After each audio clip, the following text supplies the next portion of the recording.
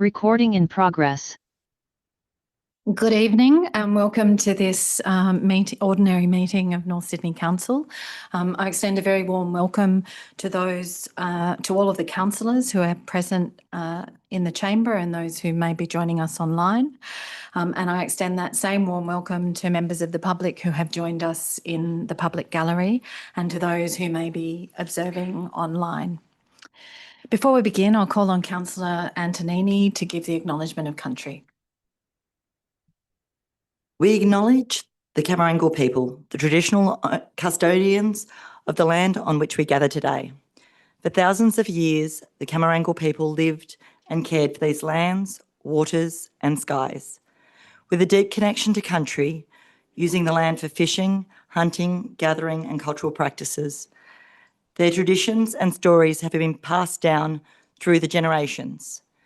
We pay our respects to their elders, past, present and emerging, and extend our respect to all Aboriginal and Torres Strait Islanders people.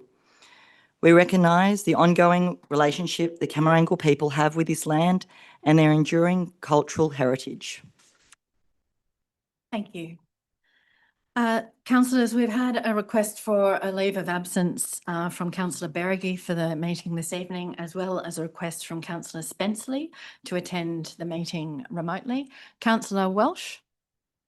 Thank you, Madam Mayor. I move a procedural motion for Councillor Beregi, her attendance, for leave of absence, and for Councillor Spenceley to attend by an audiovisual link.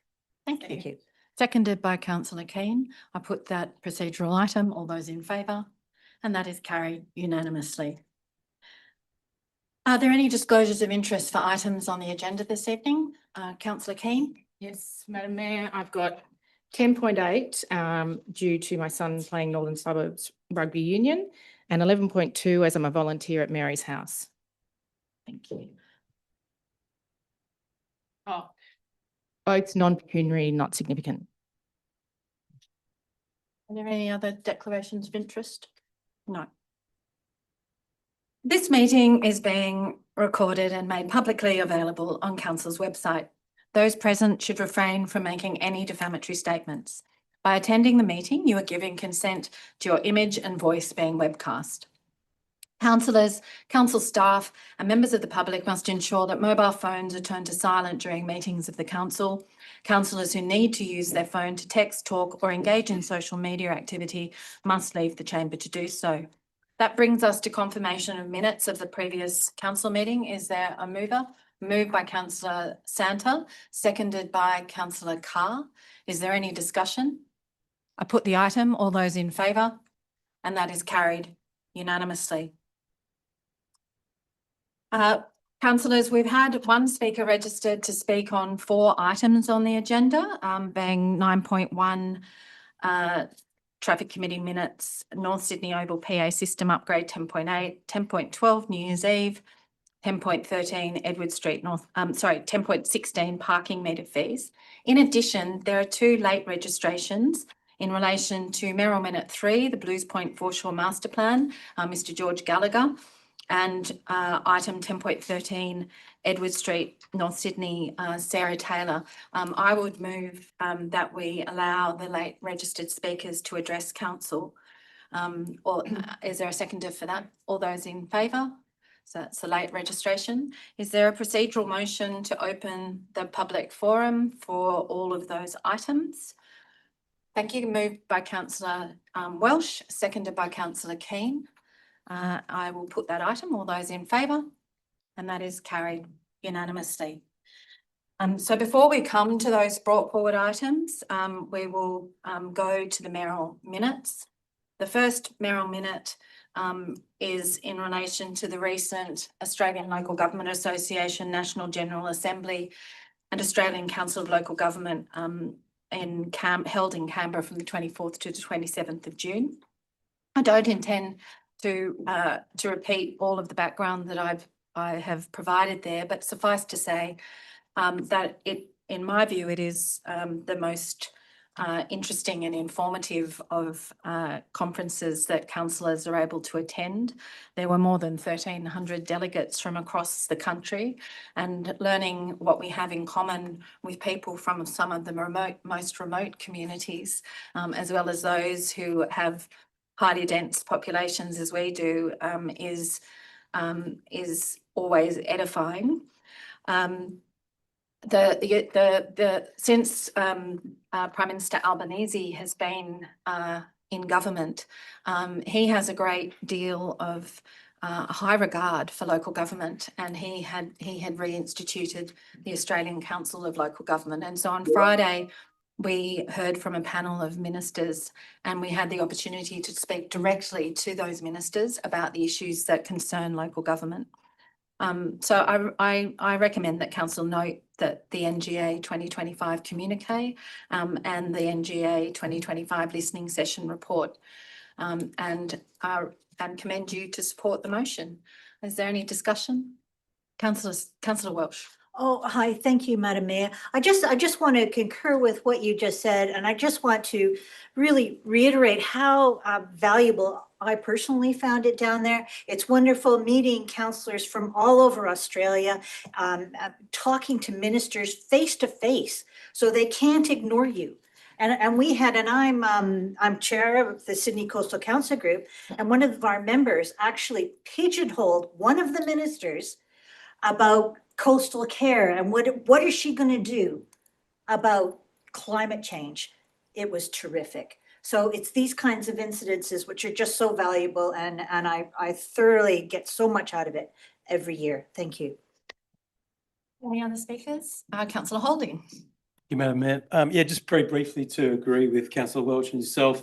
It was my first ALGA conference, and I found it to be, it was great to really, for all the reasons that everyone else has outlined, it was great to go. And on the final days, you said David Spears hosted a really good Q&A, and there were also questions from the floor. It was well worth going, and I appreciated the ability to attend. If there are other speakers, I'll put the item. All those in favour and those against, that's carried unanimously. That takes us to Mayoral Minute 2, rate-exempt schools and educational institutions. As you all know, late last year, you considered a Mayoral Minute that was about an invitation to non-rateable education institutions to voluntarily pay rates, and that Council prepare a policy to guide and regulate intensive operational timetabled use of council parks by private schools. Following the adoption of that Mayoral Minute, I wrote to all of the private schools and to the Australian Catholic University, and indeed I received a response from all of the schools and the ACU, and I also met with the Catholic schools and with the Australian Catholic University. Not surprisingly, none of the schools volunteered to contribute to council rates. All of the schools cited as a barrier to any such voluntary payment Section 83 capital C of the Education Act 1990 and or Clause 26 of the Australian Education Regulations 2023 as a restriction on their capacity to voluntarily contribute in cash or in kind. They all politely declined, and they expressed a strong commitment, I must say, in all of their letters and in all the meetings I had, to work with Council to support the community that they are an important part of. As you will have seen in the Mayoral Minute, I've quoted the entirety of Section 83C. Certainly there are differing views as to whether or not it is a barrier, but certainly there's enough ambiguity to say that it is. In short, the schools assert that if they were to provide a payment for any purpose other than the operation of the school, financial assistance from the state and Commonwealth governments would be withdrawn. As part of this, I also met with the Minister for Local Government, the Honourable Ron Hoenig MP, to raise concerns about rate-exempt educational institutions, and in particular, the somewhat extraordinary context of the North Sydney local government area, because as we all know around this table, 10% of the land of our 10.5 square kilometres is occupied by schools, and the majority of that private schools. We have a very intense education precinct, which is an enormous boon, but as we examine council's financial situation, it can also provide a challenge.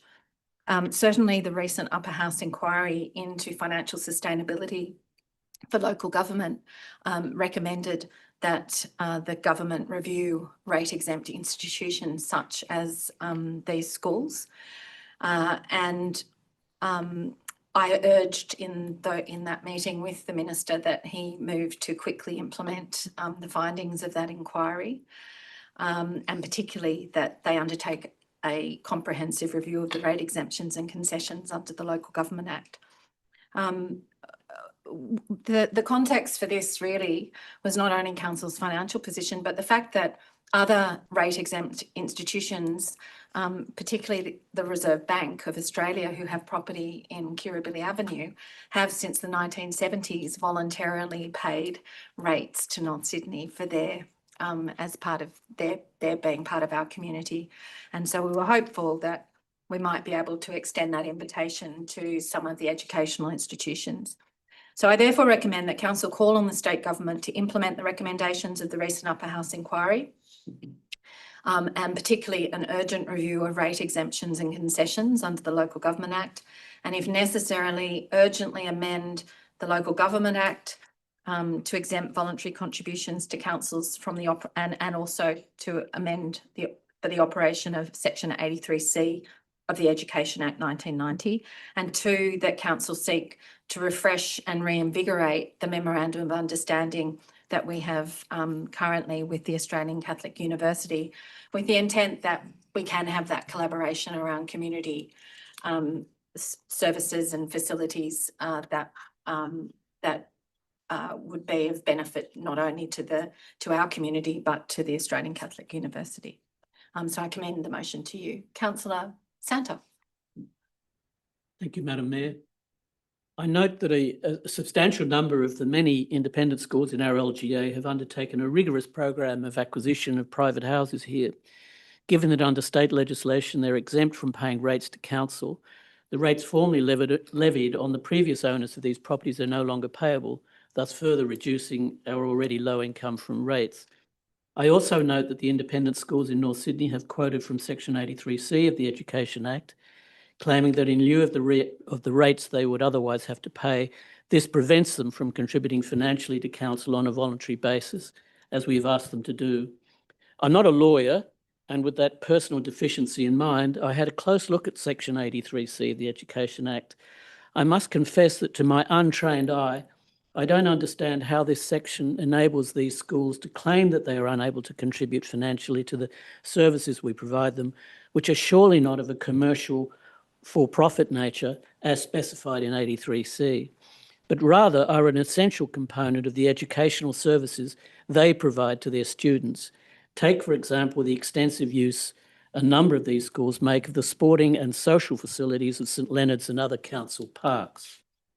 I therefore recommend we seek legal advice on the school's interpretation of Section 83C, given that the assistance council provides to our schools is of a non-financial, non-profit-making nature, and we are providing an essential service for their operations as educational institutions. I've recently attended 2 functions which are great examples of the outstanding contribution to the artistic and cultural life of this great city of ours. The reopening night at the Ensemble Theatre in Kirribilli of Australia's renowned playwright David Williamson's great seminal work, Emerald City, which was attended by David Williamson himself, and yesterday an outstanding concert given by North Sydney's own symphony orchestra at Shore School's majestic Smith Auditorium. These 2 events and the organisations which make them possible are example enough of the importance of council involvement for the cultural life of our community.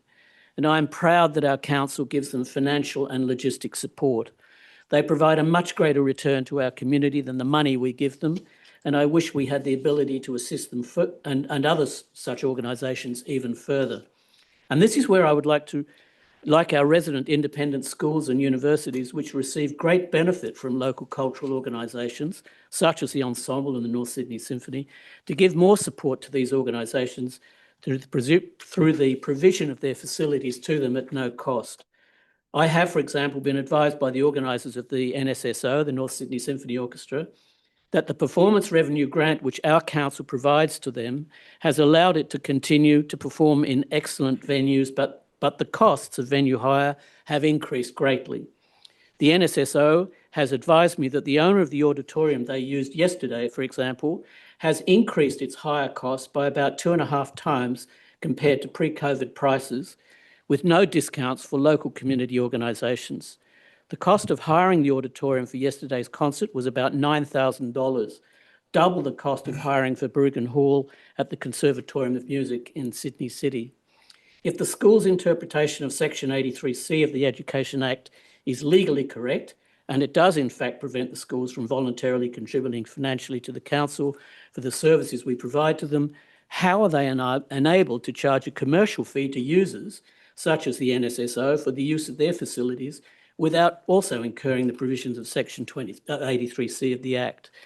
And perhaps the schools might at least be persuaded that if they are unable legally to support council financially, they could at least make their facilities available to worthwhile not-for-profit community organisations, such as North Sydney Symphony Orchestra, without charge.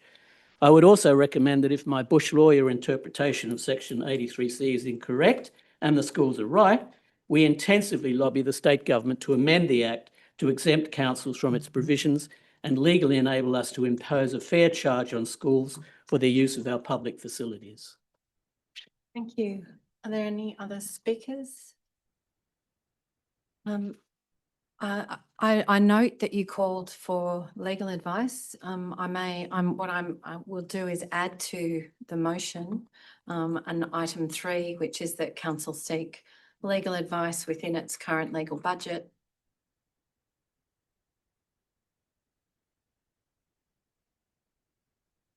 in relation to the operation of Section 83C of the Education Act 1990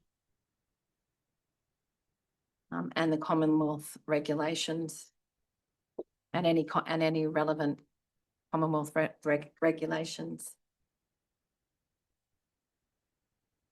in relation to voluntary payments or contributions in cash or in kind.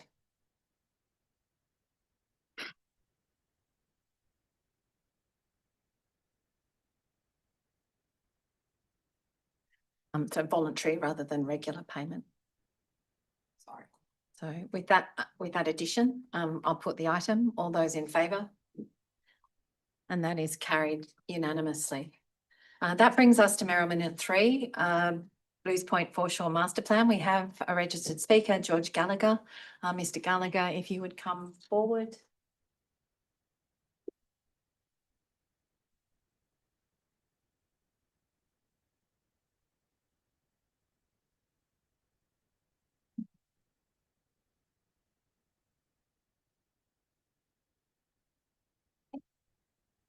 And near the microphone, and if you give your name and address the council. Sure. Good evening. My name is George Gallagher. I'm a resident of McMahon's Point, and I take a lot of interest in council matters. I'd like to speak to this Mayoral Minute 3, and if I can just read this out, probably the easiest way. Madam Mayor and councillors, let me begin by congratulating you, Mayor Baker,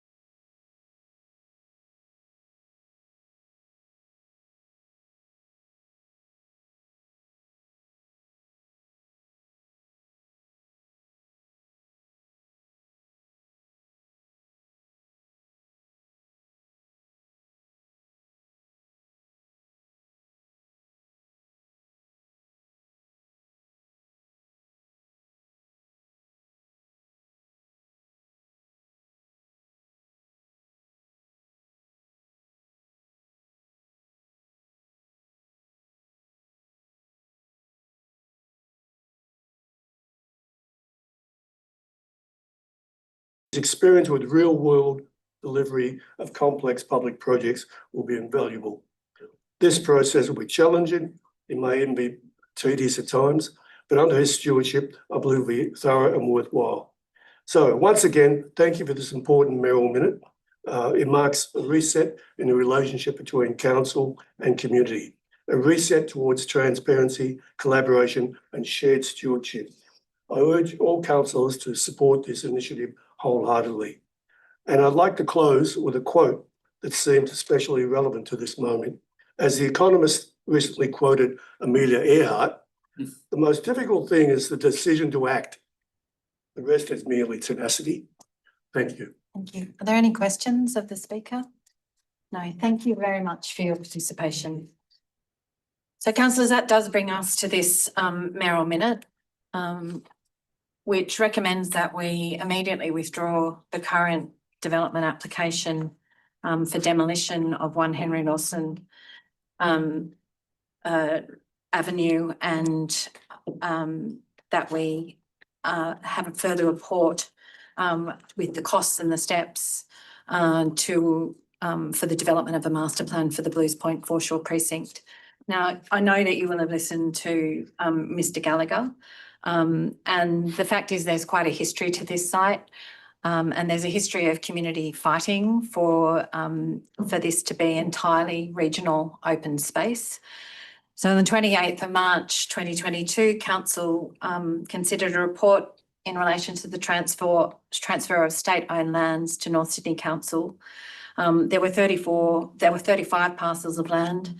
34 of those were located in existing parks and reserves and zoned either for public recreation or environmental conservation. All of that land had already been managed and was under the care and control of the council. And those parcels included Tunks Park, Primrose Park, Sawmillers Reserve, Carraba Reserve, Badangi Reserve and Henry Lawson Reserve.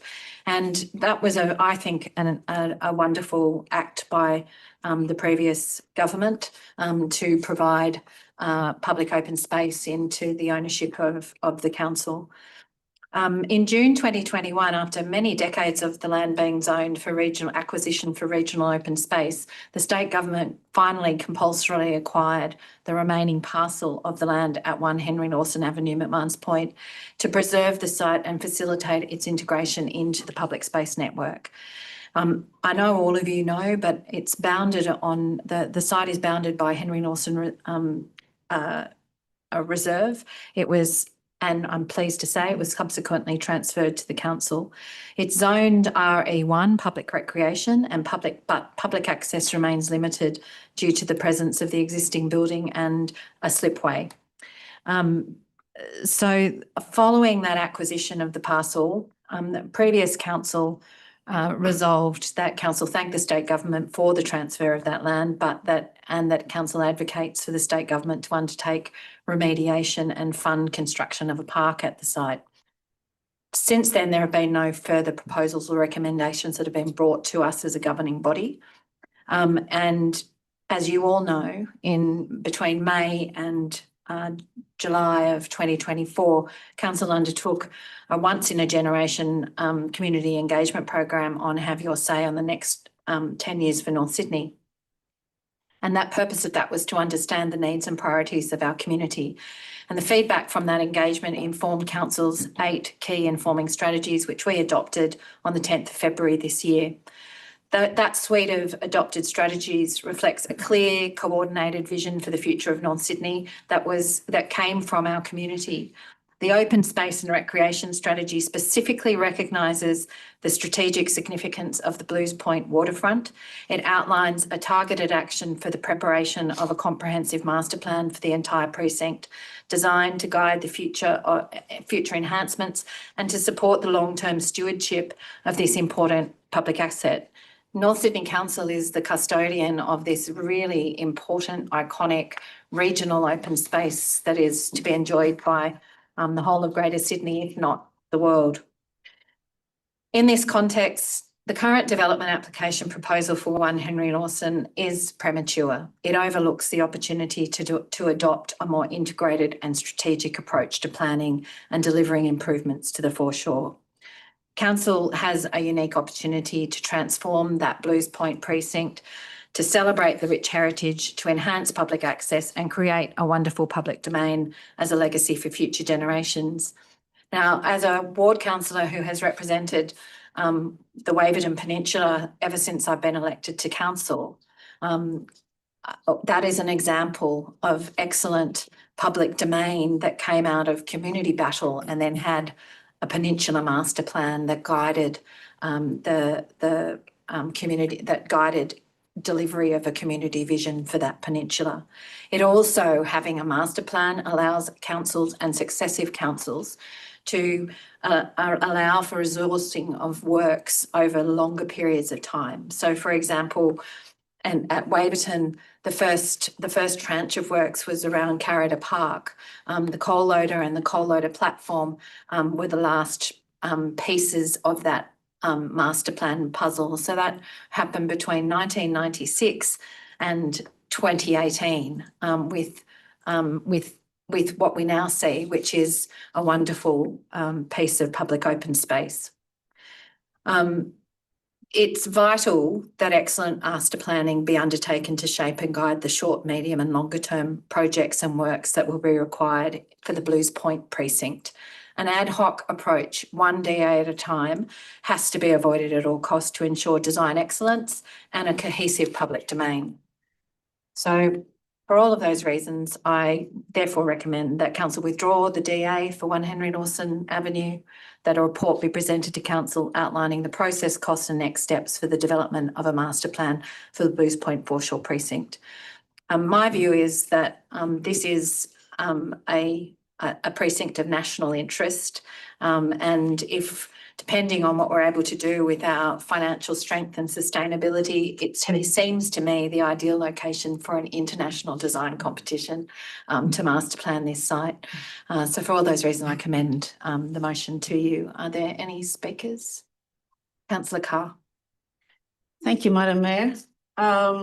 It's good to see that the council has listened to the community concerns relating to the site at 1 Henry Lawson Avenue, and I support the mayoral minute for the development of the master plan for the Blues Point Foreshore precinct. Thank you. Thank you, Councillor Carr. Are there any other speakers? If there aren't, I'll put the item. All those in favour? Those against? And that, I'm pleased to say, is carried unanimously. That brings us now to the other brought forward items. So the first of those is item 9.1, Traffic Committee Minutes. The registered speaker is Davey McDonald. If you would please come forward and address Council.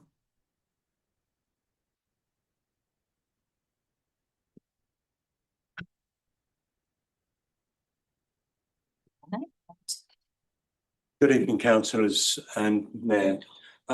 I'm here at the behest, not directly to talk to these minutes, which maybe put me at with the Mayor, so please forgive me at the moment. I'm here representing all the residences on the north side of Haybery Street, that also back onto Haybery Lane and the residences on there and the people in Falcon Street. The reason is something has recently become broken in the traffic committee or within council. Let me explain. What has happened recently, and we have no problems with our developers on the new project being built on Falcon Street and Alexander Lane and Haybery Lane. But what happened recently, we saw a reduction in the size of the lane, and we understand that the authority for this reduction was imposed, if that's the correct word, on the developer who wanted to put in a pathway and a nature strip and plant trees there. We love that idea. But what we have seen in the last week is a reduction in the actual width of the laneway. Now, apparently, council gave the tick to this, and I guess I'm here to ask specifically Councillor Santa, who sits on the traffic committee, and our CEO, that I've gone back in the minutes and have seen nothing in the traffic committee minutes that show that this project or this reduction or this alteration came before you, it would seem that somehow they were instructed, the developers in putting this in, that they were to, by increasing the size of the nature strip, reduce the size of the laneway. We can kind of live with that, but the challenge is for those people who have garages where, because of the narrowness of it, it's going to make it, we feel, very important, very difficult for them to access their garages. So I've come here, somewhat hijacking, I guess, this part of your meeting, to implore you to have a look at that and see where did this go wrong, because there's been no consultation whatsoever from council, and we would have expected, in hindsight, we expect that. How did this happen? Why did it happen? We would have then expressed some reservation of where the final curb line would have been better put. So thank you for listening to me, and I think I got away with it a little bit. So that's it, basically. Thank you. The whole Are community. there any questions of the speaker? No, Yes, thank I do. Councillor King. Mr. McDonald, so you've gone through the traffic meeting minutes to look for where this might have been a motion? Yeah, I have. I've actually went back to November 2024, maybe even October. This only finally came to light over the last few days. I go to college on Fridays, and I was on duty day for me up in Hornsby, and then I got hit by the community. I've progressively been hit about the narrowing of the lane, but got really hit up on Saturday night when I came home. So I've gone that far back in the minutes. I've found nothing to be discussed. Okay, thank you. Any other Thank you. questions? Is that it? Thank you. Thank you. Councillors, is there, so we can discuss the motion, the recommendation moved by Councillor Welsh, seconded by Councillor Antonini. Will the movers take on board a second item, which is that council seek advice on the matters that were raised by the speaker in respect of the reduction of width of Haybery Lane? Yeah. And you, the seconder, will take that on. Thank you. Does anyone wish to speak to the item? Okay, with that addition, I'll put the item. All those in favour? And those against? And that is carried unanimously. Mr. McDonald, that means that we'll be getting further report and advice on the matters that you've raised this evening. Thank you very much. That brings us to the next brought forward item. Mr. David McDonald has registered to speak. Item 10.8, North Sydney Oval PA system upgrade, critical safety works.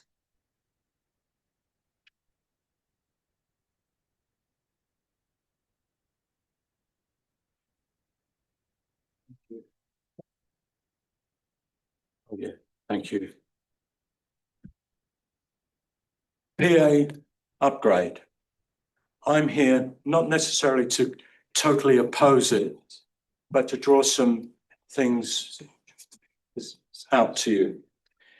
The system was upgraded in 2020 with a new PA system, CCTV, and speaker address as well. I think that especially when I go to look at the Mayoral minute number 2 or 3, was it, where it's recognised that there's a strategic significance of the Blues Point waterfront. I fail, and I've had this discussion with people, where you can take something that appears to be it's a capital project and take it for something that appears to be a maintenance project. But it doesn't end there either, because the continuation, this is like the first step, this $134,000, because when you look at your report, it says you've had a quotation for increased works to upgrade this system at the North Sydney Oval to the tune of $400,000. And I think, therefore, caution should be enacted here to make sure that this first step is really required. If it is required, on the basis of safety, being able to address people for the purposes in an emergency evacuating, then how can you justify, if it really is the case, having a major event there on Thursday and on Friday of this week, where the Lions play the Wallabies on the Thursday and our female rugby players play Wales? Obviously, that is not going to be cancelled. So the rush to do this is, I say, not necessary at this point. And it raises a question, as we've had when we've had all the discussions over the pool. Is this really absolutely necessary? And is the $400,000 option, which seems to be following it on, I think that has to be of grave concern. It appears to be something like this goes with that at Suzanne. So once you're in for this part of it, are you in for a lot more? I'm not suggesting by any stroke of the imagination that we shouldn't be risk adverse and to remove hazards and to improve safety. But I do say, is it the urgency as you've come here tonight? Do you need to take a step back and consider carefully this, especially in relation to the Blues Point waterfront, which is an environmental project, and I direct this to the Greens naturally, but it's an environmental project. It's fantastic what's been going on there, and it's for the protection of the waterfront for everybody's enjoyment. Have I gone over 3 minutes yet? You are, Okay. so you can wind up. I think I've really covered that, and I appreciate that. So I say, if anything, this is a maintenance issue, not a capital works issue, and to take that money away, I think would be wrong. Thank you, Mayor. Thank you. Are there any questions of the speaker? Thank you. Thank you, Mr. McDonald. Is there a mover? Councillor Welsh? I move the recommendation. Is there a seconder? Councillor Santa? Do you wish to speak to the I item? do. Thank you. Okay. Okay, over the last year, council staff have done an amazing job of securing a number of venue hire agreements, and I'm going to read them out to emphasize the great work that has been done. They've secured long-term venue hire agreements with North Rugby League, Northern Suburbs Rugby Union, Cricket New South Wales, and Cricket Australia. Council has also successfully secured a West Australian Football League WAFL game for the upcoming season and semi-finals for the Shoot Shield. This year, NSO has hosted the British and Irish Lions, the 2025 Women's Super Rugby Final, and the England versus Australia match in the Women's Ashes. Later this month, NSO will host one of only two Classic Wallabies versus British Lions Legends to be held in Australia, and the Australian Women's National Rugby Union, the Wallaroos versus Wales. It is anticipated that these fixtures will see NSO at capacity. North Sydney Oval is falling apart. One aspect of that deterioration is the PA system, which is past its usable life. Council needs to upgrade the PA system as it has come to the point where it is becoming a safety hazard. It can't be trusted to work in the event of an emergency. Of course, council has an adequate reserve funds for the project because the SRV was rejected. And that's in thanks and no part played by three councillors and the debacle, which is the North Sydney Olympic Pool. Thank you, Councillor Keane, for your part, voting 23 times to support the pool project. We must rob Peter to pay Paul. The upgrade funds will come from the Capital Works budget for the reconstruction of the Blues Point seawall reconstruction. I support the recommendation. Councillor Santa? Thank you, Madam Mayor. I support this motion with a heavy heart because it's an example of what is often labelled as Hobson's choice, a situation in which it seems that you can choose between different actions, but due to the situation, there really is only one thing you can do. Here we have two essential things council needs to implement, in both cases because community safety is involved. The PA system, which will continue to serve the need to ensure that attendees at the ground can, if necessary, be quickly advised of an urgent requirement, such as an evacuation, and a seawall at Blues Point, which needs maintenance. But our financial constraints are such that we can only do one of them, not both, this fiscal. I therefore support the motion. If there aren't any more speakers, could I ask a question of the Director of Open Space and Infrastructure? Mr. McDonald raised a couple of points. One was suggesting that the urgency for the upgrade, whether or not it's real, how will the Oval manage later this week for the two major events in the rugby festival? And a suggestion that this is ad hoc and that it has been upgraded within the last 5 years. Could you provide some advice on those matters? Through you, Madam Mayor. Look, I'm not aware of an upgraded system in 2020. Irrespective, the system does need renewal. It has been constantly brought to the user's attention or the manager's attention by users of the facility.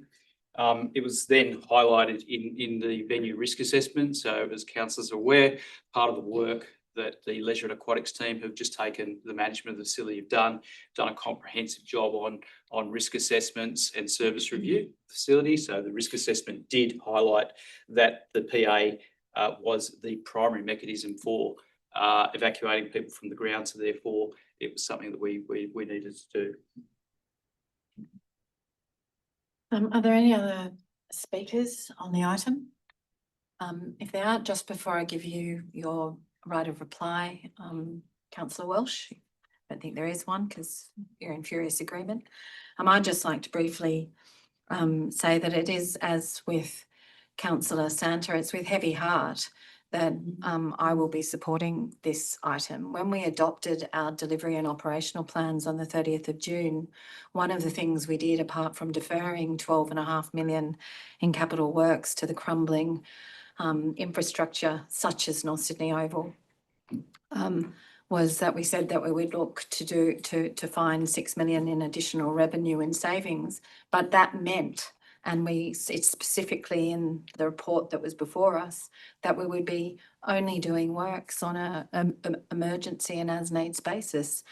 This is a council and a community that oughtn't to be having to make, as Councillor Santa said, the Hobson's choice of renewing a seawall at Blues Point versus ensuring public safety at events at North Sydney Oval, and yet here we are.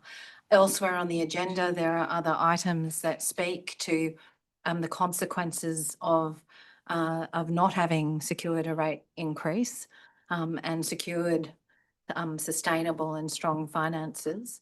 And we will continue and must have that conversation with our community as we work towards a more structural response where we return to IPART so that we aren't in this position in the next 12 months. For those reasons, I'll be supporting the motion. Do you wish to exercise the right of reply? No, that's fine. I put the item. All those in favour? Those against? And that is carried unanimously. That brings us to the next item brought forward, which is 10.12, New Year's Eve, introduction of ticketed managed access. And the registered speaker is Mr. Davey McDonald. If you would please come forward.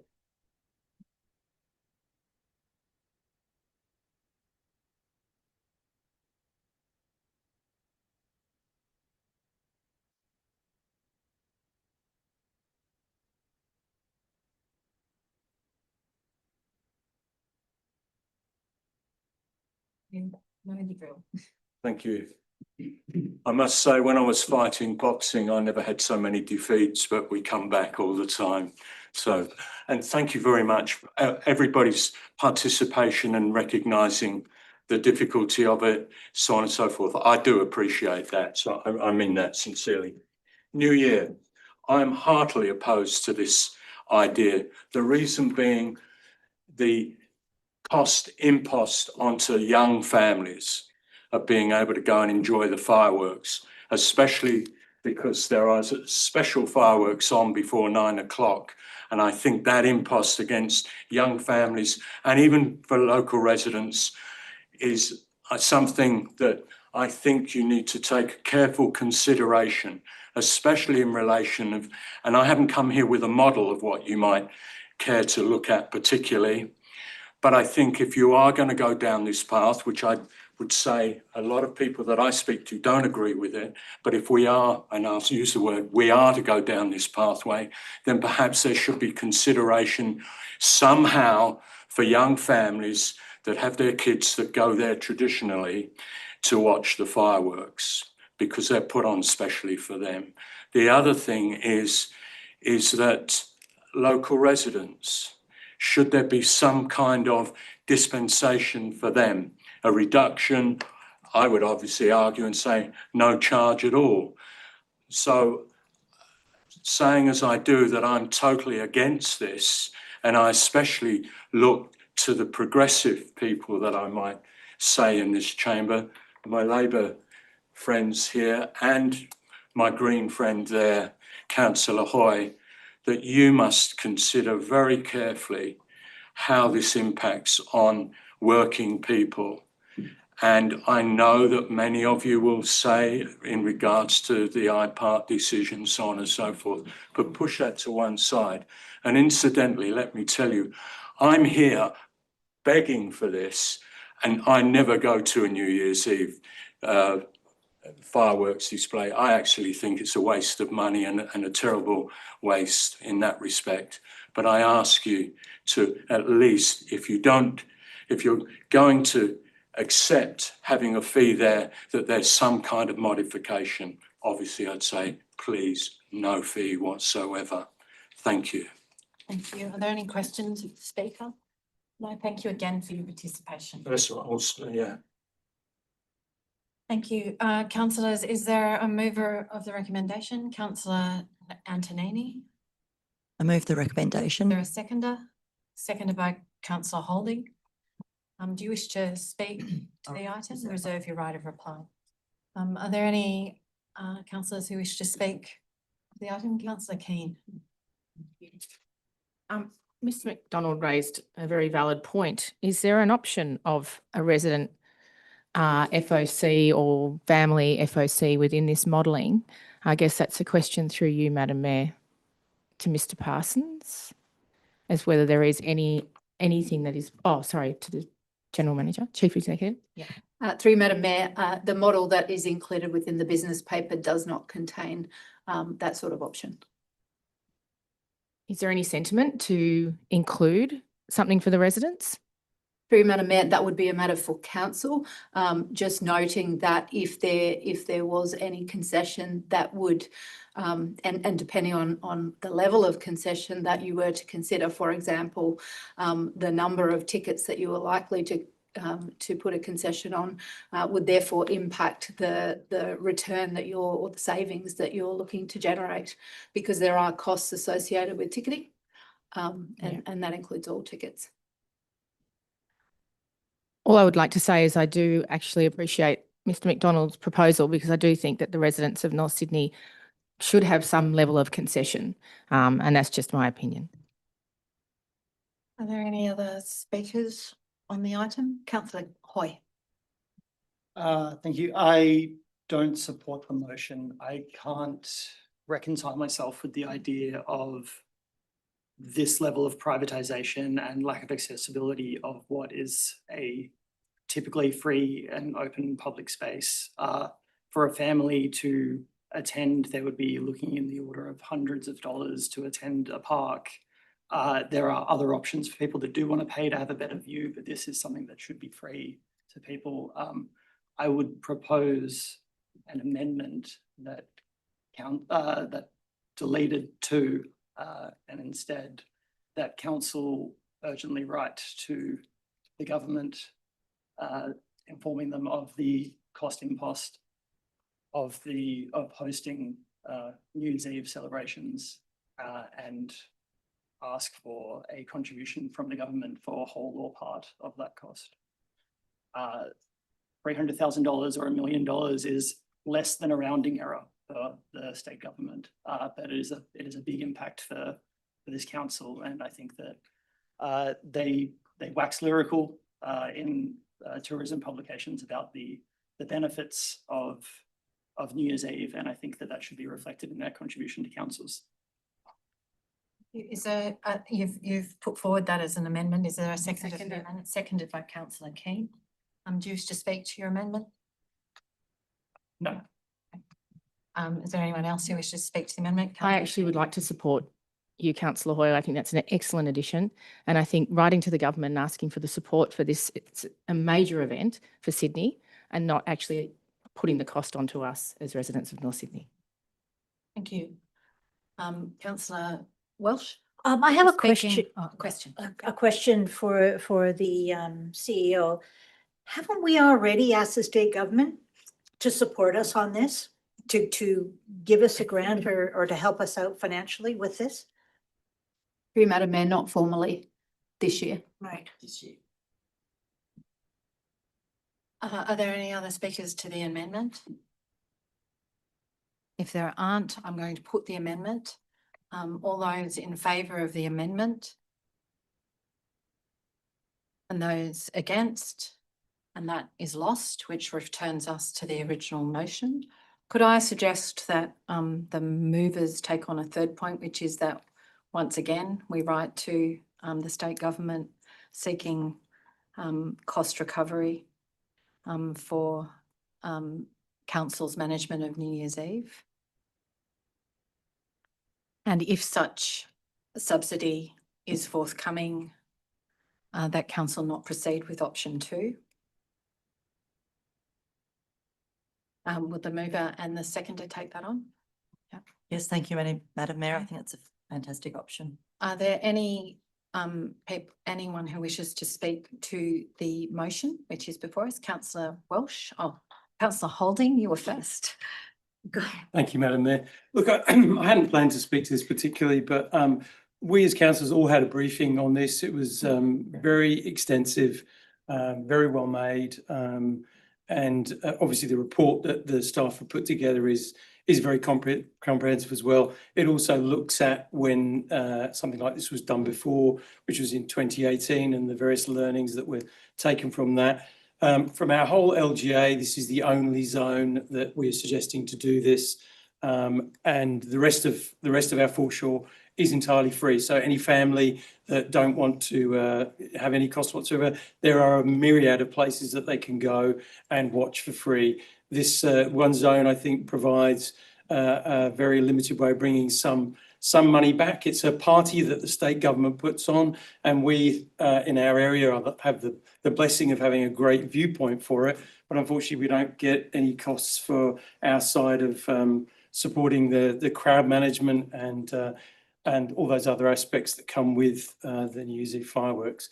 So I think this is a really balanced, educated way of looking at it. I think the briefing was excellent. I think the report goes through all the possible variants of what can and can't happen. And, you know, look, it's not fantastic. I think if the SRV had gone through, we wouldn't be doing this. But we have been asked by IPART to look at every way we can to reduce our costs. And I think this is a balanced and educated way to do it. Councillor Welsh, you wish to speak? Oh, yes, Madam Mayor, and thank you, Councillor Holding. I thought that was an excellent summary. We did have a terrific briefing.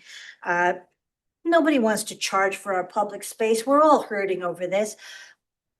As Mr. McDonald said, well, let's push aside what IPART did. Well, we can't. I would love to, but we've got to be a financially sustainable council. And so unfortunately, this is one of those unpleasant things that we have got to do. And so I do support the motion. Are there any other speakers to the motion? If there aren't, I'm going to speak briefly before I give Councillor Antonini her right of reply. I share your principle on this and for every year that I've been on this council, I've always voted to keep public open space free and access free. But unfortunately, we as a council and a governing body have inherited a really precarious financial position that has not been relieved by our seeking a special rate variation. And so it is with exceptionally heavy heart that I find myself supporting the motion for 1 year only. If we're able to secure what is predicted by council staff in what is the middle option, it will reduce somewhat council's $1 million plus expenditure on New Year's Eve that seems to grow every year that I've been on the council. And councillors, every year that I've been on the council, this council, in whatever form it has been in, has written to state governments of varying political persuasions to the same response, which is no. So I'm hopeful that this Labor government, state government, who are committed to public access to the foreshore for the fireworks, may be persuaded to provide us, even if it were with the amount that we're seeking to recover, so that we don't have to proceed with the closing of Blues Point Reserve. But as Councillor Welsh said, this is one location in a local government area blessed with foreshore access and vantage points. And so if you cannot afford a ticket for Blues Point, then I'd urge you to go to Bradfield Park, to Mary Booth Lookout, to Carrabba Point, to Cremorne Point, to Waverton, to Carrada Park, and every other vantage point that, and even parts of St Leonard's Park, if you can peek over the Transport for New South Wales hoardings, to see the fireworks on public land for free. So for those reasons, I reluctantly support the motion. Councillor Antonini, do you wish to speak? Just quickly, I think everything's pretty much been covered this evening. It does cost our council over $1 million to host New Year's Eve. This one zone being ticketed will reduce the cost to council by around $300,000. Unfortunately, in light of IPART's decision, we're in a difficult position. This is not ideal. It's certainly not the preference of most of this council, but in our current financial situation, we have little choice. And for this year only, I support the recommendation of ticketing for this one site. On that basis, I put the item. All those in favour and those against, and that is carried. That brings us to the next item, 10.13, Edward Street, North Sydney, park closure and sale inquiry. There is one registered speaker, Sarah Taylor. If you, Ms. Taylor, would please come forward.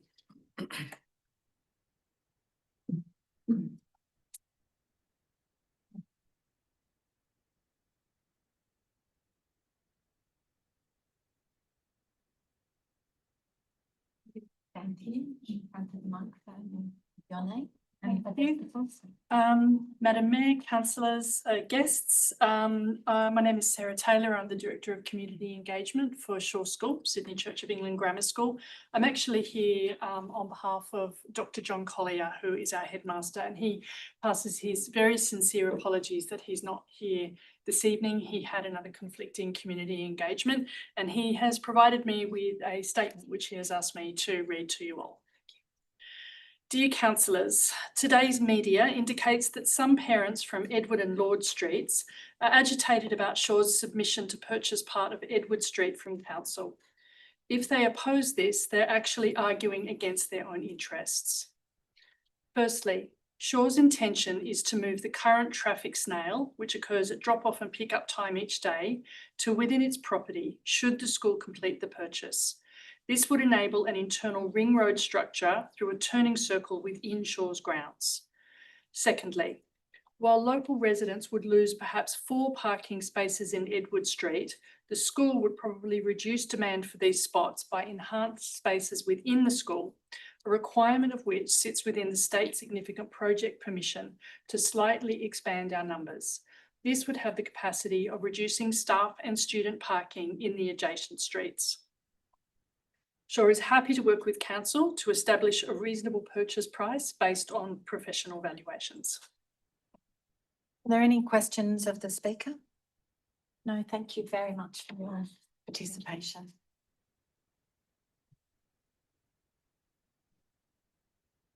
Okay, councillors, is there a motion? I move the recommendation. Could I, and is there a seconder? Seconded by councillor Antonini. Could I ask the mover and seconder to take on some additional words? In one, that council authorise the chief executive officer to enter into discussions regarding the potential closure and sale of a portion of Edward Street, North Sydney. And then after the word North Sydney, and /or, a possible land swap for the provision of a pocket park on the corner of Mount and Edward Streets, consistent with the adopted education precinct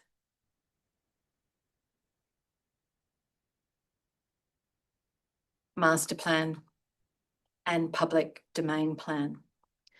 So I'll just explain why I'm asking you to take on those words.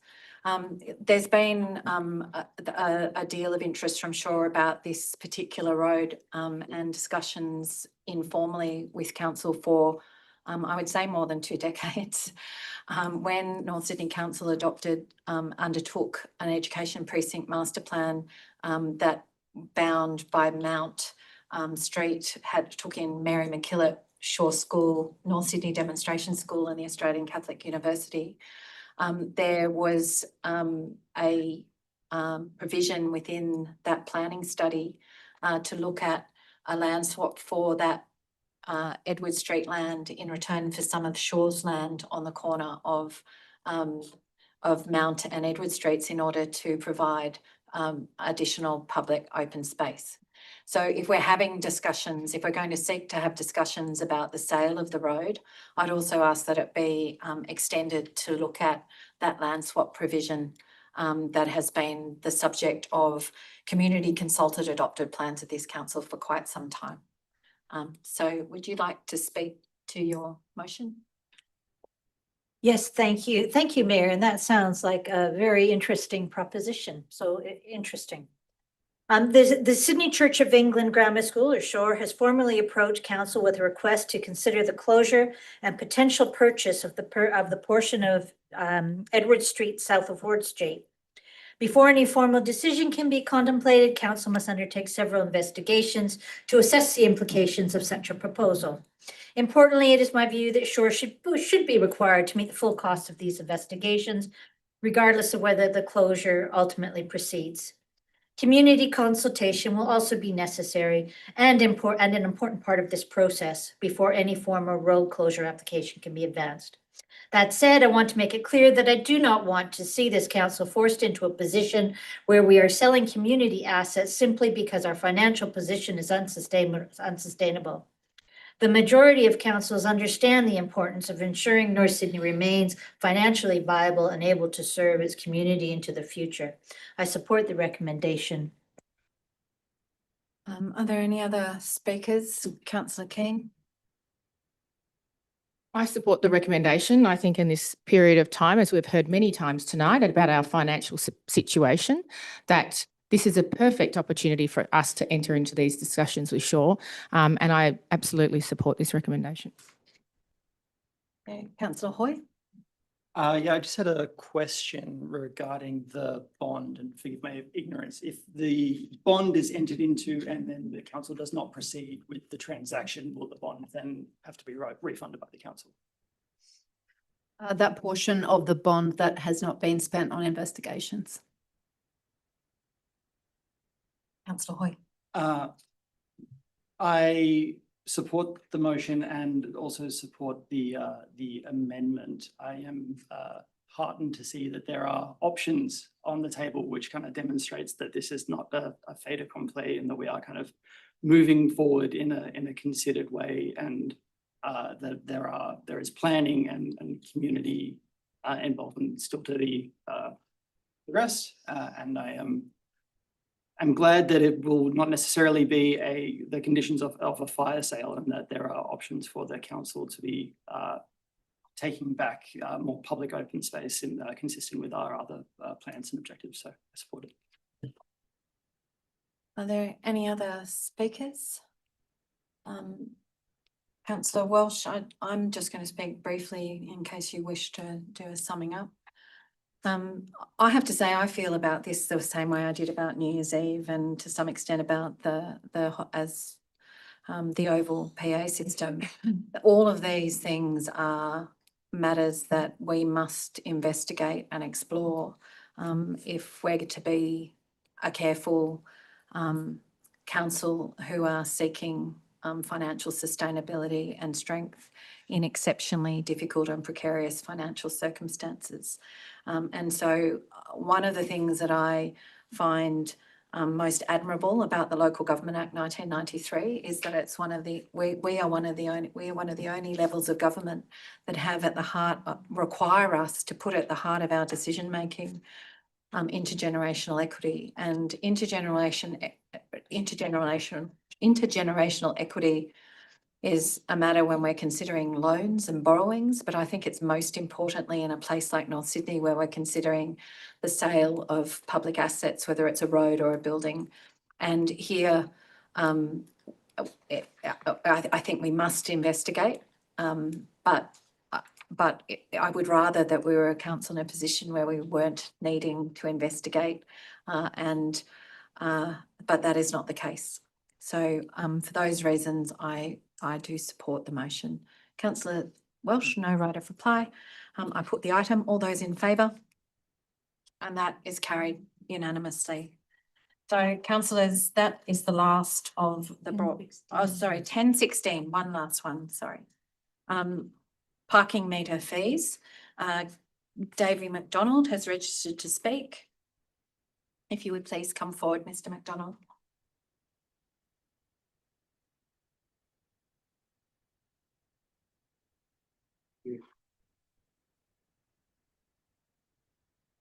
The first comment I have to make regarding this is, and I've written it down here, why the secrecy? It appears from when I read the report, which I don't have with me now, is that the report and the advice you have been given is in regards to the current compliance. I thought the issue as raised as number 5 in the meeting in May was in respect of when the parking meters were changed and the implication thereof was that compliant. I thought that's what you would be looking into. Irrespective of that, every time I see something being deferred and being in a closed meeting and secret, I come to oppose it, because I wonder why, given that we came together, you came together, some of you were elected on the basis of transparency, what is the problem with the public being able to see what that advice, that legal opinion is? It's only a legal opinion. There can be other opinions as well. Is it because council fears litigation? Is that what's at the bottom of this? And I think that it's absolutely important, especially on this issue of the parking meter, because there was a lot of angst with the public around that. That was what I believe that person, when they raised it as a member of the public, they themselves weren't knowing what's in that opinion that's been given to you. I know you will still keep the meeting closed, but I had to come and say that to you. At one point, you'll start to become open with your constituents. Thank you. Are there any questions of the speaker? No, thank you. Is there a mover for the recommendation? Moved by councillor Welsh, seconded by councillor Santa. Is there any discussion? If there is to be any discussion, given that we are discussing legal advice, we will have to move to close the meeting. Move to close the meeting. Is there a seconder? Seconded by councillor Carr. I put the procedural motion. All those in favour to close the meeting. And that is carried. What I do suggest is actually, given that we have other matters on the agenda and people in the gallery, that we might defer this matter to the end of the meeting and have that discussion then. Is there a seconder for that procedural motion that we defer item 10.16 and the closure of the meeting to the end of the meeting? Seconded by Councillor Spenceley. I put the procedural motion and that's carried. So that then takes us to the rest of the Councillor Welsh. Thank you, Madam Mayor. I would like to move a procedural motion that the following items are moved by exception. 9.2, the Audit, Risk and Improvement Committee meetings, minutes. 10.1. 10.2. Okay. You want me to read them out? Oh, the names of them. Okay. Okay. 9.2 was the Audit, Risk and Improvement Committee meeting minutes. 10.1 is matters outstanding to 23 June 2025. 10.2 is investment loan and borrowings report as at 30th of June. Okay, 10.10. Sorry, I'll just get my thing here. We'd like to add I'd like to add 10.4. As by exception. No. That you wish to. Why don't we do it this way? Councillors, please indicate which matters you would like to speak to. So 10.4, Councillor Keane. 10.6. 10.6. Please. Are there any other items that councillors wish to speak to? 11.2. Oh, both the motions aren't. We won't be moving those on by exception. Mayor, forgive me for interrupting. I put myself down to talk to the motion by Councillor Welsh. Is that not listed there? It isn't, but I will. We will. I'm supportive of it, but You didn't, but if you wish to make a late registration to speak to that item, when we get there, I will move that you be able to speak to it. Okay, I'll start from the beginning. Should I start from the beginning? Start from the beginning. Okay, I'll start from the beginning. 9.2 traffic committee minutes. No, we've already done that. Right. Okay, so 10.1. 9.2 Audit, Risk and Improvement Committee. Yep. Okay, 10.1 matters outstanding. 10.2 investment and loan borrowings as of 30th of June 2025. 10.9, which is electric vehicle charging on public land policy. 10.10, which is draft amended swimming pool inspection program. 10.11, new members of the Access and Inclusion Committee. 10.14, North Sydney Community Awards 2025 recipients. 10.15, Brightmoor Street Drainage Reserve, draft plan of management and lease terms for 33A Bennelong Road, Cremorne.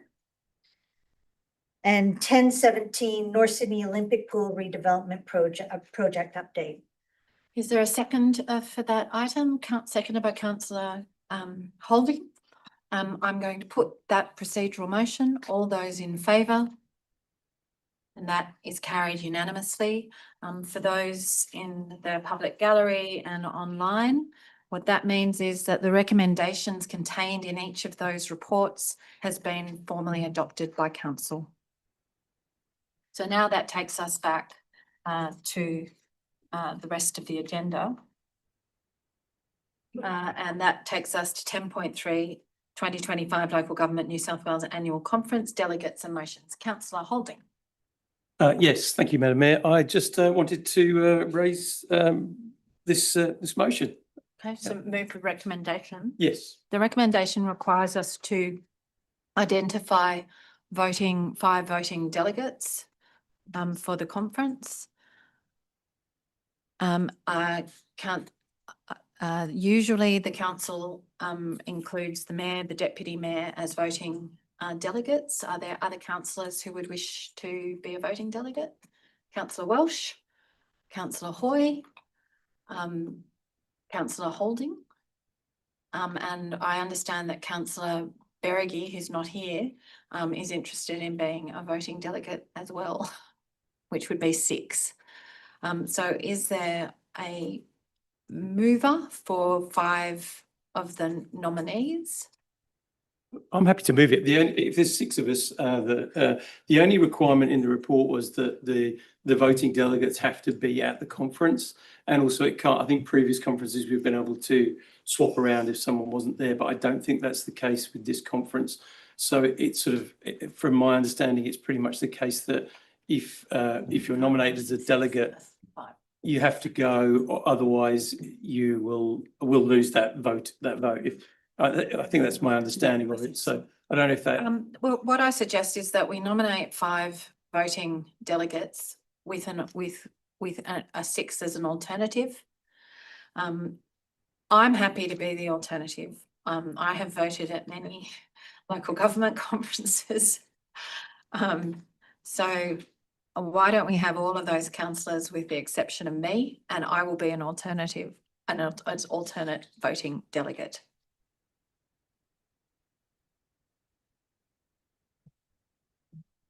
Sounds very reasonable. Yeah. Okay. And councillors, you will note that if there are motions, which I would urge you to consider putting forward, that we're to have them to council by the 10th of September for inclusion in a further report to council on the 22nd.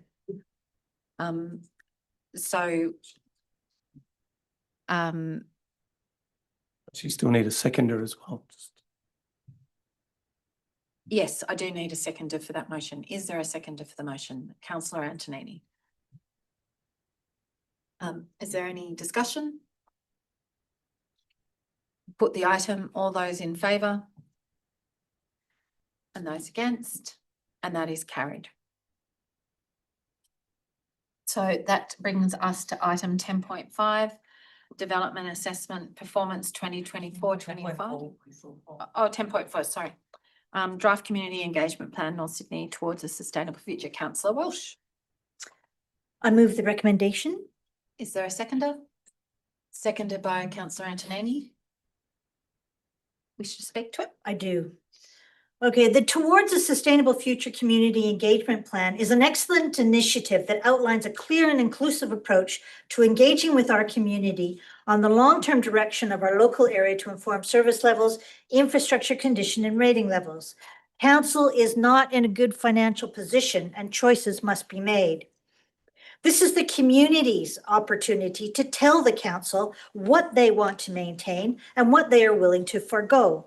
On tonight's agenda, we need to make a choice between renewing the PA system at North Sydney Oval by taking the money from the Capital Works budget to reconstruct the seawall at Blues Point, which in itself will ultimately have other consequences. I think Stanton Library and the community centers offer a critical service to our local community, particularly for our most vulnerable. If you agree with me, you have an opportunity with this engagement to say you want funding to these services increased. Some submissions said that the homelessness strategy, some submissions said the homelessness strategy was unnecessary when opposing the SRV. As a retired registered nurse, labor counselor, and member of Labor Ending Homelessness, I absolutely think we should have a homelessness strategy. How many times have you walked past someone sleeping rough and thought, why doesn't somebody do something? Well, here is your opportunity to support increased funding for our social inclusion strategy, which includes advocacy and collaboration with all levels of government, government agencies, and non-government organizations to support these very vulnerable people. Stage 1 of the engagement will run for 4 weeks, commencing on the 1st of August and concluding on the 29th of August, 2025. Stage 2 will follow later in the year, running for 5 weeks from 20th of October to the 24th of November, 2025. This 2-stage process provides our community with multiple opportunities to share their views and help shape the future of North Sydney. I strongly encourage all members of our community to take part in this important engagement when it opens on August 1st. Through the community strategic plan, you have told us what you want. Now tell us what you want to pay for. We have some of the lowest rates in all of Australia, despite having one of the highest per capita incomes. Your input is critical to ensure that this plan reflects the values and aspirations of everyone who lives, works, or studies in our area. Don't let those who think libraries are luxuries and say they are not part of council's remit of roads, rates, and rubbish drown out your voice. Engage with the engagement. I support the recommendation. Thank you. Councillor, I think Councillor King moved but didn't. Councillor Santa. Thank you, Madam Mayor. I just have a question to the Chief Executive through you, if I may. How does the timing of stages 1 and 2 fit with the timing of any possible lodgement of an SRV council may wish to make this calendar year? Madam Mayor, the timing of the 2 phases has been scheduled so that phase 1 will then inform the potential models that we would put to council in order to get to a phase 2, which would include options for the community, and all going well, a council report would come to a December or early January meeting in order to make the special rate variation timetable. There any other speakers? Councillor Carr. Thank you, Madam Mayor. I have a couple of points on this one. Looking at the timetables, which are on page 16 of the document, in Appendix B, actually, the detailed action plan. I note that the development of the survey, the deadline was 25th of July, and the commencement of the demographic survey recruitment panel is also the 25th of July. Both of those dates are before the council meeting. So does that then preempt the fact that we may or may not, we may pass this? And so that's question 1. The second one is, we don't really have any details of how the demographically selected panels are going to be done. So how will the agency recruit and what groups will be formed, how the members are going to be vetted to ensure transparency. So if we are serious about community engagement, then these matters really need to be explained and transparent before we put this in action. Thank you. Madam Mayor, the first phase, which is the survey in relation to service levels and assets, was a recommendation by IPART. The decision to pull together phase 1 and phase 2 into a combined community engagement plan was done, noting that the phase 1 would eventually inform phase 2. So rather than come to council with a community engagement plan for a special variation at a later date after the first survey was done, we thought it best to include both into the one community engagement plan. So rather than having one just for the second phase. In regards to the demographic survey, it will be undertaken by Micromax. It will be undertaken based on their methodologies, not ours, based on demographics. It will be statistically valid with and the details of such I can take on notice and send out to you. In relation to vetting, we don't vet because that would interfere with the independence of the independent researcher. So it would be Micromax that would be reaching out via telephone to find those people to take part in demographics. Thank you. Sorry, further question. You will forward those details of how Micromax is going to conduct the survey to us. Madam Mayor, yes, we can. Thank you. Okay, Councillor Holt. Thank you, Mayor. Look, this is a good recommendation, and it actually encapsulates a lot of things that we've already discussed in the meeting tonight. I just wanted to touch briefly on something we talked about earlier, which is the ALGA conference. While Her Excellency, the Governor General, during her speech to the Australian Local Government Association, raised the issue of the role of civics. In essence, an understanding of the interplay, functions and roles of citizens with regard to federal, state and local government. Her comments echoed my own experience since being elected, that for many, understanding those differing roles has become more complex. Changes such as various nearby council amalgamations or state government policies acquiring or reducing council's funding and operations. As is so often the case, the state government behaves like they own the biscuit tin and are wearing trousers with an elasticated waistband. Cost and responsibility shifting was again a key theme at the ALGA conference. But returning to the Governor General's comments, they were as follows, and I'm going to quote her.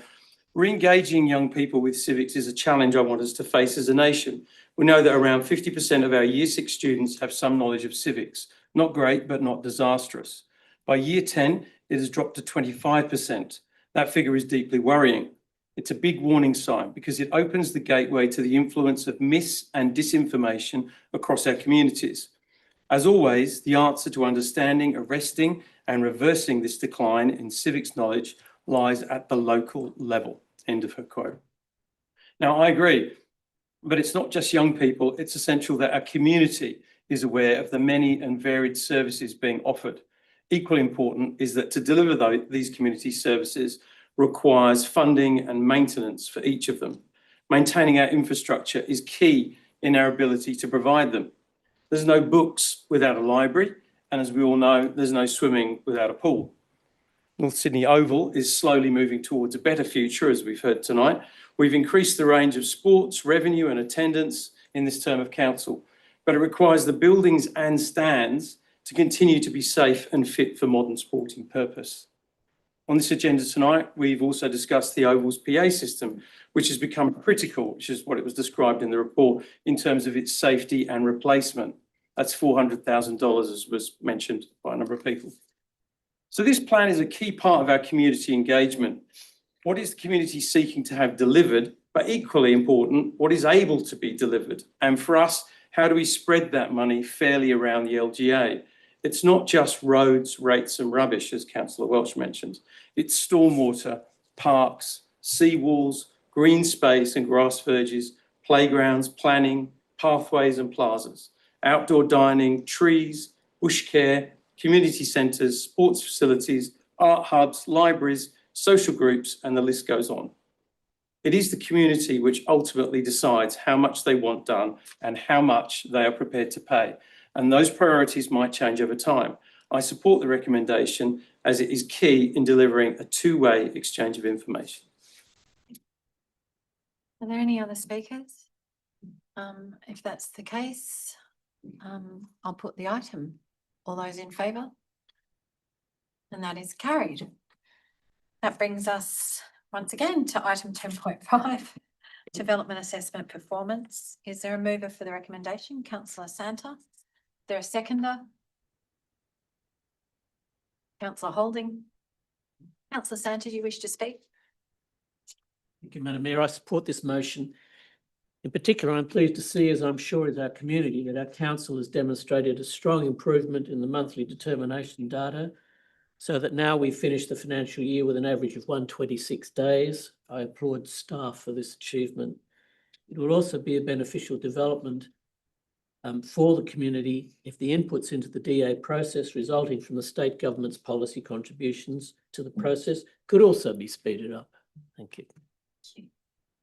Are there any other speakers to the item? No. Just before I put it, I'm going to speak again in support. We all acknowledged around this table that the council needed to improve. The enormous amount of work that has gone into making certain that there has been month by month improvement has to be acknowledged. So I would like to acknowledge all of the staff within council who have been part of these processes because it's an extraordinary performance, and we hope long may it continue. Thank you. I'll put the item. All those in favour? and that is carried. That brings us to item 10.6, North Sydney DCP Streamlining Project, post-exhibition report. Is there a mover? Moved by councillor Holding, seconded by councillor Antonini. Do you wish to speak to the item? Yes, I will. Yes, look, I think this is a good recommendation. There's been a lot of movement in the sphere of planning, particularly in the last few years, and this is an ideal time to streamline our development control plan. It's just one document, albeit a very large one, in a suite of tools which council planners, town planners and architects have to refer to. Making this task clearer and easier is of enormous benefit for our own council workflows, modernisation and approvals. The fact that our DCP hasn't been significantly revised for 12 years means it would be ideal to undertake that process of clarity now. I support the recommendation. Yeah, any other speakers to the item? Councillor Keane. Thank you, Madam Mayor. I think all the councillors received Miss Pickering's email this afternoon regarding 52 McLaren Street. I'd like to highlight some very important points that Miss Pickering raised in that email regarding 52 McLaren. She mentioned that it's premature adoption on the basis of the resolution of the 26th of May meeting regarding affordable housing. She also mentioned the poor consultation. In the papers we read there is no submissions at all for this public exhibition. I really get concerned when we don't get any public submissions. I mean, we are out consulting. The community it has to be a wider reach. We need to be actually activating these consultation periods. I'd also like to mention another piece for me that I'm concerned about is that we're removing that home-based and school-based childcare will have no approval. I think in this current period of national concern, this is definitely not something I can support. Thank you. Thank you. Are there any other speakers? Councillor Carr. Thank you, Madam Mayor. I would like to echo Councillor Keane's comments. I think there are some items in the document that are probably a bit premature to adopt. Perhaps we can consider those or taking those out until they are resolved, and then they can be added back into the document. I'm also concerned about the family daycare matter that Councillor Keane raised. Thank you. Are there any other speakers? Before I give you a right of reply, Councillor Holding, I wish to speak briefly to it. This is one of the things for which we gained a Commonwealth grant as part of their housing policy, and is one of the things we need to do in order to continue to improve our development assessment times. I actually think having a 1,300-page development control plan, particularly in an age where development control plans value has been diminished by state government after state government, and is no longer a ground for refusal if you numerically comply. But this work is part of the work that we've undertaken with both the federal and state government to improve our performance on housing approvals. Secondly, I find it astounding that there are two councillors here who don't understand the planning system. It's not that our DCP is the way in which childcare approvals are controlled and permitted. It is a state planning policy, and so to repeat it within council's DCP is very poor planning form. It is a very sensible recommendation that we would take it out of our DCP when our DCP does not control that form of development, the SEP does. So we're not left without controls over childcare. They have been overtaken by the state government.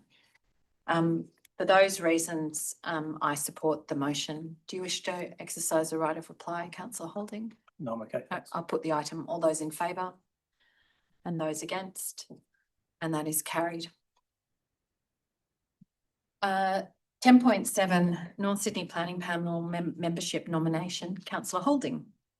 Yes, I have a motion. I've actually already provided it to our minute taker. So it's 10.7 sort of pretty much as was, but the beginning line of it where I'll quote from it. Well, why don't you say positively what you're moving, that council call for expressions of interest from the North Sydney Local Planning Panel? Yeah, and community basically, it says representatives of the there. wider community. Yeah, exactly. Calling for the second part, which is call for expressions for interest. Yeah, that part. Okay, is there a seconder of the motion? Seconded by councillor Welsh. Do you wish to speak to it? I'll reserve my right to reply. Any discussion? Councillor Santa? Madam Mayor, I oppose the option of choosing 2 qualified council members because, with great respect to my fellow councillors, my observation is that none of us, apart from the Mayor, would be qualified to be a member of this panel. I therefore support the option of allowing the Chief Executive to appoint community representatives to the council and to seek expressions of interest from eligible community representatives.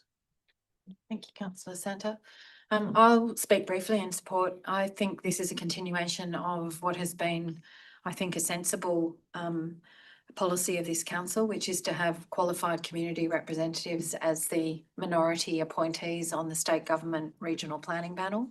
As a councillor, I've always eschewed any appointment to it because it means that you are unable to be an advocate on behalf of your community in relation to planning proposals and large-scale development. And certainly North Sydney Council community is characterised by highly qualified and educated community members to make a contribution to the regional panel, even if they're never able to overturn the 3-2 majority of state government appointees. Are there any other speakers? Not, I'll put the item, all those in favour? And those against? And that is carried. That brings us to 10 point, that brings us to the notices of motion. So the first notice of motion is 11.1, councillors Carr and Keane. Do you wish to move your motion? Yep. Oh, Yep. moved by councillor Keane, seconded by councillor Carr. Do you wish to speak to it? Yes, I do. I will just speak to the motion and acknowledging the service of Luke Simmons. Luke has served in our community. He was the former CEO of the Norse Collective. So Luke has worked at Norse for 25 years and he recently just retired after 13 years of being CEO. So the actual recommendation reads that council formally acknowledge and extend its sincere thanks to Luke Simmons for his leadership and dedicated service to Norse Collective, especially for the support provided by the club to the wider community. There is no doubt under Luke's leadership that the support for our community clubs and organisations was absolutely really appreciated. Thank you. Are there any other speakers? If not, I'll put the item. All those in favour? Those against? That's carried unanimously. That brings us to, I'll have a procedural motion, councillor Welsh. We have a late registered speaker, Mr. David McDonald. I move that we allow him to address council on the motion. All those in favour? And that is carried. Mr. McDonald, if you would please come forward.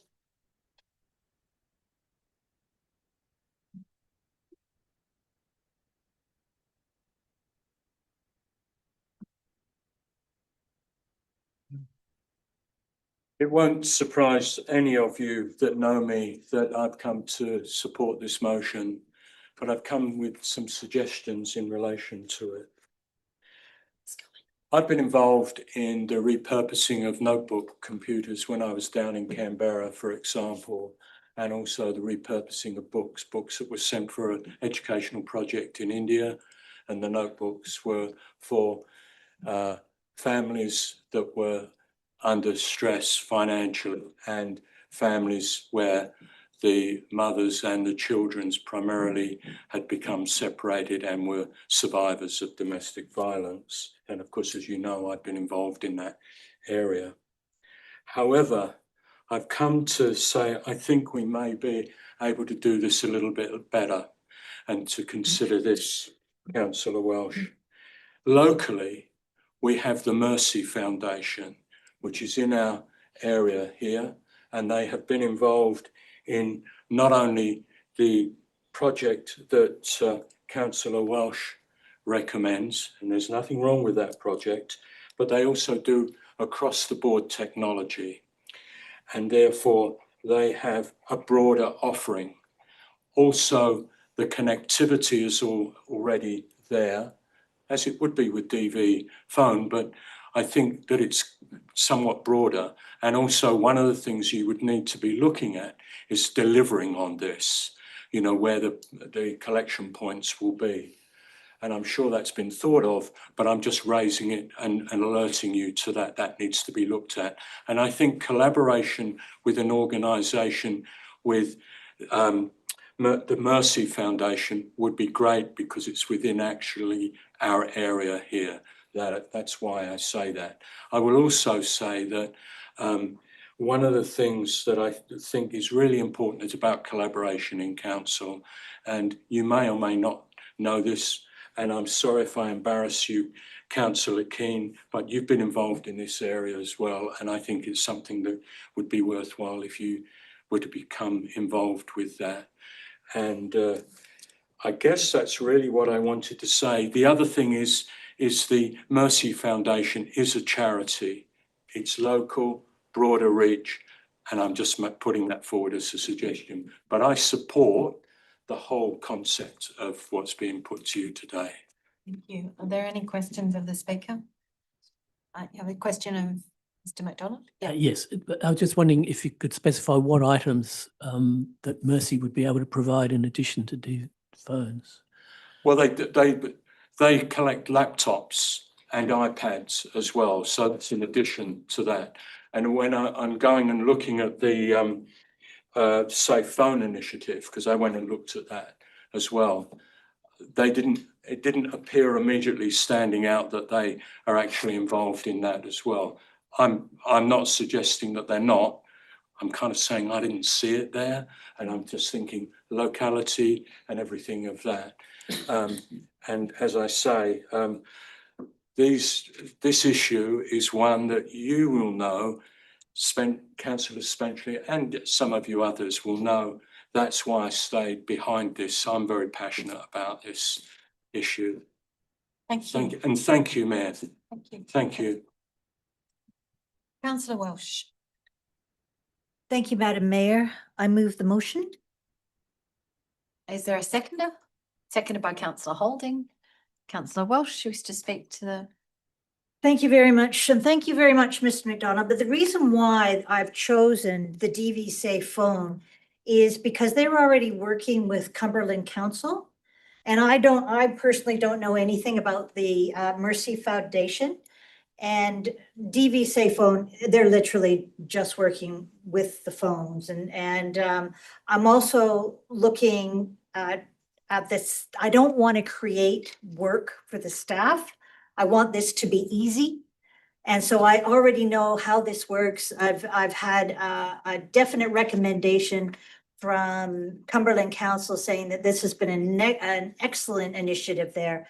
And I wanted to bring it to North Sydney Council. So that's why I have done this. So for clarity, on the screen is a second motion that says the same as your number one, but it says that a report comes to council. Are you moving the number two as well? Yes, I am. Yes, okay, and the seconder is taking. Oh, sorry, an addition. Oh, sorry. No, that's I forgot okay, that. and the seconder is taking that on. Yeah, sorry about that, Okay. yes. Okay, are there any other speakers? Councillor Keane? So for reports coming to council, can we include looking at the Mercy Foundation and what they can provide and broadening the motion so that we can see if there's other opportunities, digital assets that could help? Sure. So if we could add that to, do you want to make that includes? Yep, that includes The service- consideration of collaboration with other organisations, Yes, including the Mercy the Foundation. Mercy Foundation. I think the second mover and seconder are happy to take that on. Yes, okay. Can I also just add, Councillor Welsh, that, and I'm sure it will be in play, but also within the report, some level of staff training on the implementation of DV safe. So what I mean by that is people might be donating digital assets, and they might ask for help, or they might know somebody that needs help. So if we can provide some staff training so that they can actually pass that information on to people that are donating. That council can't make resolutions based on staff training. That's a matter for the Chief Executive Officer. But I'm sure that the report, when it comes back to us, will have consideration of how to implement it safely. Yeah, that's my point, is just to support the staff and make sure that it's covered. So are there any other speakers? Councillor Carr. Thank you, Madam Mayor. I'm wondering, well, I would suggest that we add an addition in that report that council looks at the funding, the cost for partnering with this organization as well, just to complete the assessment. Thank you. I think that's more than implied. All council reports come back with the cost. Are there any other speakers? Do you like your right of reply? Yes, thank you, Mayor. The reason why that I picked the DV safe phone is that they don't, the phones are only collected. And then DV safe phones refurbishes them and gives them to another organization to give to the survivors. So the council staff will not be having anything to do with survivors. And that's why I really like DVs, and plus because they were so praised by Cumberland Council. So, but I'm willing to see what the Mercy Foundation has to give. Thank you. Can I just clarify something? No, we've had the right of reply, so we're at the point where the motion's being put. All those in favour? And that is carried. So, councillors, that brings us to the close of the meeting. Thank you all. Oh, no, sorry. Item 10.16. I'd ask that councillor Keane move again to close the meeting Yes. for consideration I'll of move to 10.16. close the meeting. Seconded by councillor Carr. All those in favour? And that is carried. We will formally close the meeting. Recording in progress. Recording. The door's open. Yeah. Yep. Okay. Thank you. The meeting having reopened, councillors considered the item in closed session, and council resolved that council notes the contents of the report and the attached legal advice in relation to the legality of fee collection and compliance of council's on-street metered parking network. 3, that the confidential report and related attachments be treated as confidential and remain confidential unless council resolves otherwise. That now brings us to the close of the meeting. Thank you all for your participation, and we will see you at the next ordinary meeting of council.